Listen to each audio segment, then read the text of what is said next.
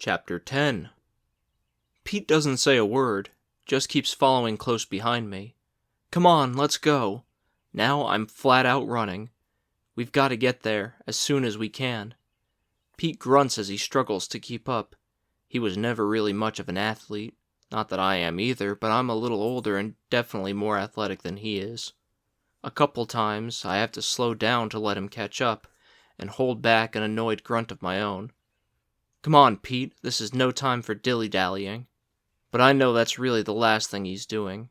A moment later, we come across the edge of a cabin property of the creepy couple from earlier. Yes, almost there.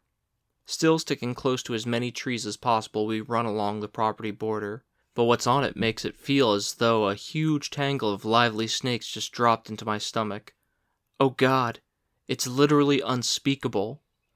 The eerie, strongly built man with the long gray hair is slumped against his grill by the edge of the main street on the other side of the property, the large red smears of bullets speckling his back which faces us.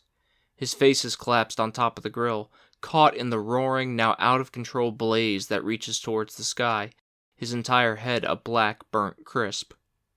And then there's the man's wife, or whatever she is, wearing her white Victorian dress. She's face down on the grassy lawn just outside the cabin, close to where she was the first time Pete and I saw her. Her body's splayed out like the corpse in the laboratory hallway, red smears dotting her back too, staining her white dress. Same with the small lump of a blanket lying next to her. My stomach's a seesaw, nausea grilling it like how the grill is that man's burnt to a crisp head. As creepy as he and his wife were, they didn't deserve this. Not a single bit of it. Just like the deer, they're completely innocent, and maybe even just as docile. And here they are, dead, without a single clue as to what killed them or why, including a tiny, defenseless baby. How could this have happened? How could any of it be possible? Oh God, seriously, please tell me Mom and Dad are okay. Now that I think about it, where's the Doberman Pinscher? I hope it's okay too, wherever it is. My legs are burning now, begging me to stop, but I can't. No way.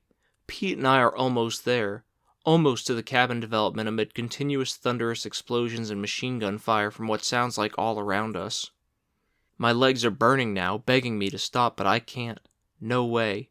Pete and I are almost there, almost to the cabin development amid continuous thunderous explosions and machine gun fire from what sounds like all around us. Finally, we make it to the very edge of the development, and I can make out the cabins between little spaces in the last couple of rows in the pine trees in front of us. Yes, finally we're here. And the cabins all look intact too. No bullet holes or flames or massive clouds of smoke. At least that I can see from here. But I've spoken too soon. Just before Pete and I can burst through the final threshold of trees and race towards our family's cabin, what's clearly some kind of bomb drops from the sky from a black chopper hovering right above the clearing and blows up the cabin closest to us. The tiny structure's walls immediately explode, sending flames and splinters of wood everywhere. Black smoke billows up in a thick channel into the sky. Pete and I could even feel the heat from here.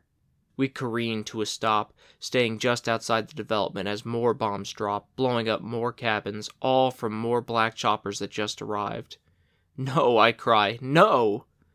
I can hear Pete screaming too, though I'm not sure what he's saying exactly.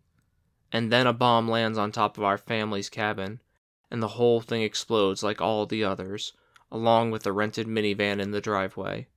It all bursts into nothing but zillions of flaming smithereens that quickly morph into dense pillars of smoke that waft up to the clouded sky.